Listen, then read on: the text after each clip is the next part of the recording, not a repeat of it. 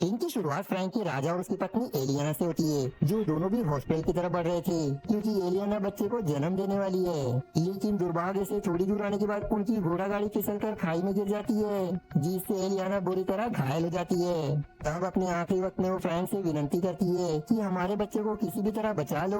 मैं नहीं चाहती कि मेरे साथ मेरा बच्चा भी चल बसे, क्योंकि शायद ही मैं बच पाऊंगी। तब मजबूरन फ्रैंक चाकू की मदद से एलियाना के गोद से बच्चे को निकाल लेता है, जिसकी तुरंत बाद एलियाना अपना दम तोड़ देती है। आप सीन कुछ साल आगे बढ़ जाती है, जहां एलियाना की बेटी लिली अब थोड़ी बड़ी हो चुकी है, जो अपनी नानी के साथ अपनी माँ के कब्र के पास खेल रही होती है। साथ ही फ्रैंक लिली का बहुत ख्याल रखता है, लेकिन लिली अक्सर जब भी उदास होती है तो फ्रैंक को लगता है कि वो अपनी माँ को याद कर रही है। इसलिए माँ की कमी को पूरा करने के लिए उसने सैरा नाम की लड़की से शादी कर ली, जिसे पहले तो लिली पसंद नहीं करती थी, क्योंकि वो अपनी माँ की जगह किसी और को देना नहीं चाहती थी। लेकिन फिर भी वो सैरा से मिलने जाती है, जहाँ सैरा उससे काफी अच्छे से बात भी करती है और उसे एक पपी भी देती है, जिसे पाकर लिली को बहुत अच्छा लगता है, इसलिए उसके साथ खेलने लग जाती है। आप फ्रैंक सैरा को अपना महल दिखाता है, जो काफी विशाल होता है, जिसे देखकर सैरा भी खुश हो जाती है, जिसके बाहर घर पर सैरा का सामान लाया जाता है। और उसमें से सबसे खास चीज सैरा का भाई गुस्तावो लेकर आता है, जो कुछ और नहीं बल्कि एक जादुई आईना होता है। और जब भी सैरा उस आईने में देखती है तो वो अपनी सुंदरता को देखकर बहुत खुश हो जाती है, और ये चीज देखकर लिली को बिल्कुल भी अच्छा नहीं लगता। ऐसे ही एक दिन अपनी नानी के साथ खेलते हुए लिली सैरा के कमरे में आकर बेड के नीचे छिप जाती है। लेकिन जब लिली की नानी उस आईने के पास आती है तो उसे वो आईना काफी अजीब दिखाई देता है, और अब जैसे वो आईने के सामने लगे कवर को हटाती है, उसमें से तेज रोशनी निकलने लगती है। और जब वो रोशनी लिली के नानी के ऊपर पड़ती है, वो अचानक से तड़प तड़प कर मारी जाती है, जिस चीज से पूरे महल में सारे लोग परेशान हो जाते हैं कि आखिर ये सब कैसे हो गया। अब ऐसे ही कुछ साल गुजर जाते, जहाँ लिली भी बड़ी हो चुकी थी और सैरा भी एक बच्चे को जन्म देने वाली है, जिस चीज से फ्रैंक बहुत खुश होता है कि उसे अब वारिस मिलने वाला है। पर वहीं पिछले बार की तरह कोई दुर्घटना ना हो, वो डॉक्टर को ही घर बुला लेता है ताकि सैरा को हॉस्पिटल ना जाना पड़े। लेकिन किस्मत अब भी फ्रैंक का साथ नहीं देती, क्योंकि बच्चा जन्म लेते ही अपना दम तोड़ देता है, जो जानकर फ्रैंक बिल्कुल टूट सा जाता है। वहीं सैरा का भी रो रो कर बुरा हाल था। तब वहाँ गुस्ताव आता है, जिससे सैरा कहती है कि मैं अपने बच्चे को नहीं खो सकती, जाओ और मेरे बच्चे के शव को लेकर आओ। इसलिए गुस्ताव वहाँ के लिए निकल जाता है। लेकिन जब वो जगह पहुंचता है तब नर्सेज उस बच्चे के शव को जलाते हुए दिखाई देते हैं, और सही समय पर गुस्ताव बच्चे को आग से निकाल लेता है। इधर सैरा उस आईने के सामने रो रही होती है, जो फिर आईने से कहती कि चाहे कुछ भी हो जाए मुझे मेरा बच्चा वापस चाहिए। तब उसका रिफ्लेक्शन उसके सवालों का जवाब देने लगता है, जहाँ रिफ्लेक्शन वाली सैरा असली सैरा से कहती है कि अगर तुम्हें तुम्हारा बच्चा वापस चाहिए तो तुम्हें लिली को मारकर उसका दिल खाना होगा, तभी जाकर तुम अपने बच्चे को वापस पा सकती हो। जो जानकर सैरा हैरान हो जाती है, और मतलब ही सैरा अपने बच्चे की खातिर दूसरे के बच्चे को मारने के लिए अंत में तैयार हो जाती है। इसके बाद लिली पीटर नाम के लड़के से बात कर रही होती है, और उनके बातों से हमें पता चलता है कि वो दोनों भी एक दूसरे को पसंद करते हैं। तब उसके जाने के बाद वहाँ गुस्ताव आता है, जिसे सैरा ने भेजा था ताकि वो लिली को मारकर उसका दिल निकाल सके।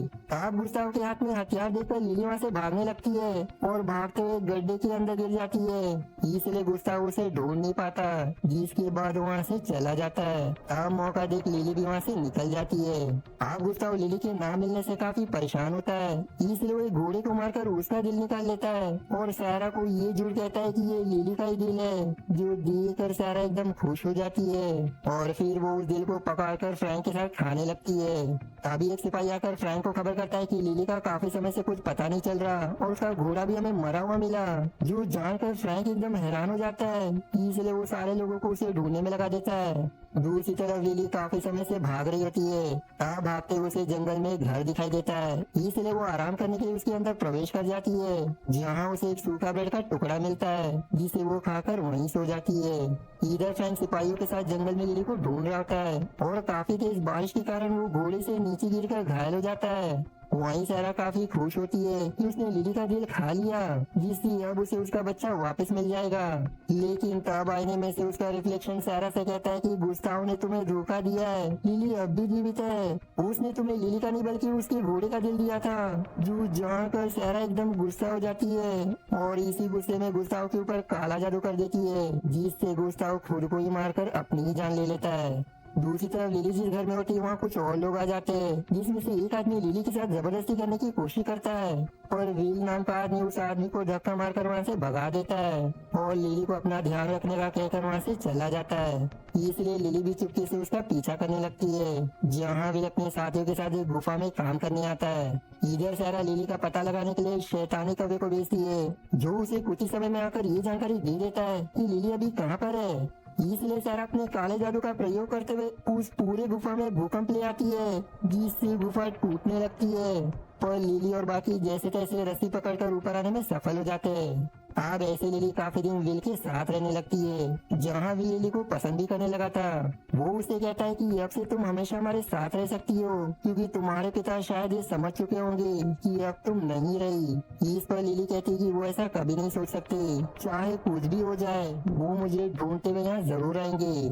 दूसरी तरफ पीटर लिली से मिलने उसके घर आता है, लेकिन उसे पूरा घर खाली दिखाई देता है, जो देखकर वो हैरान हो जाता है। तब उसे घर में सारा दिखाई देती है, जो उसे अपने वश में करके पीटर से कहती है कि तुम्हें लिली को ढूंढकर उसका दिल मेरे पास लाना होगा, जिस पर पीटर ये काम करने के लिए तैयार हो जाता है।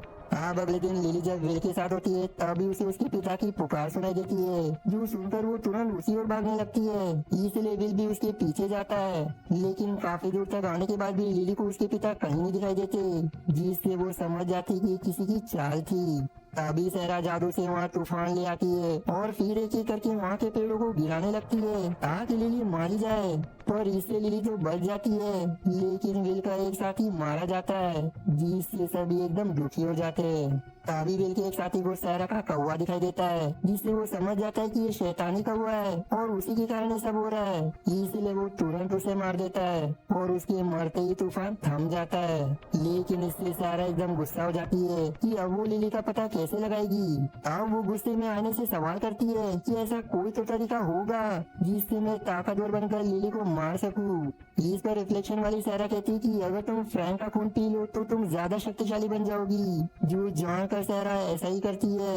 और अब वो जैसे ही फ्रैंक का खून पीती है, वो शैतान बुजुर्ग जादूगरनी में बदल जाती है, जो अब जहरीला सेब लेकर लिली को मारने निकल पड़ती है। आप कुछ देर सफर करने के बाद सहरा लिली के पास पहुंच ही जाती है, जहाँ सहरा की बुजुर्ग दिखाई देने के कारण लिली उसे पहचान नहीं पाती। आप सहरा उसे बहलाने की कोशिश करती है ताकि वो जहरीले सेब को खा ले, और उसकी बातों में आकर लिली उस सेब को खा भी लेती है, जिससे वो पैरालाइज होकर वहीं गिर पड़ती है। लेकिन तभी वहाँ विल आ जाता है, जिसे देखकर सहरा वहाँ से बाहर निकलती है। पर लिली की ऐसी हालत देखकर विल को काफी बुरा लगता है। उसे लग रहा था कि लिली अब मर चुकी है, इसलिए वो अपने साथी के साथ मिलकर लिली को ताबूत के अंदर डालकर उसे दफनाने की तैयारी करने लगता है।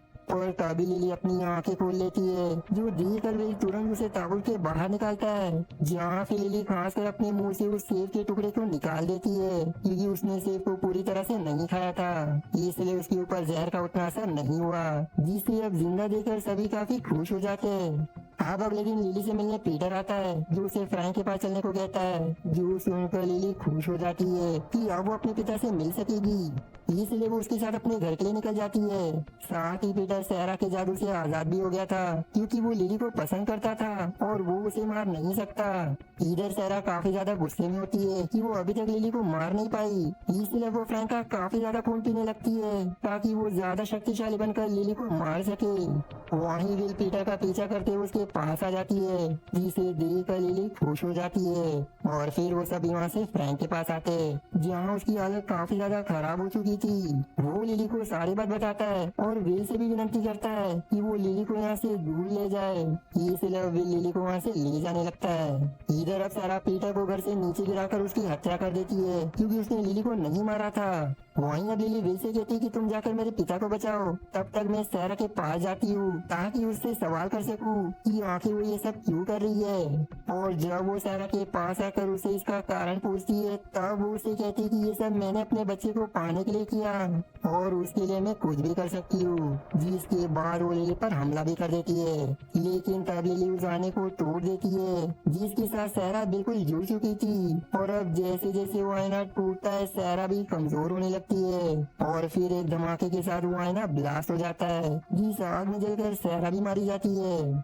अब लिली वहाँ से अपने पिता के पास आती है जहाँ मिल भी मौजूद होता है, जहाँ वो तीनों काफी खुश नजर आते हैं। जिसी हैप्पी एंडिंग के साथ ये मूवी यहीं समाप्त हो जाती है। आशा है आपको मेरी एक्सप्लेनेशन पसंद आई। यदि हाँ तो प्लीज वीडियो को लाइक करना और चैनल को सब्सक्राइब करके सपोर्ट करना ना भूलें। मिलते हैं अगले एक्सप्लेनेशन वीडियो में, तब तक के लिए धन्यवाद दोस्तों।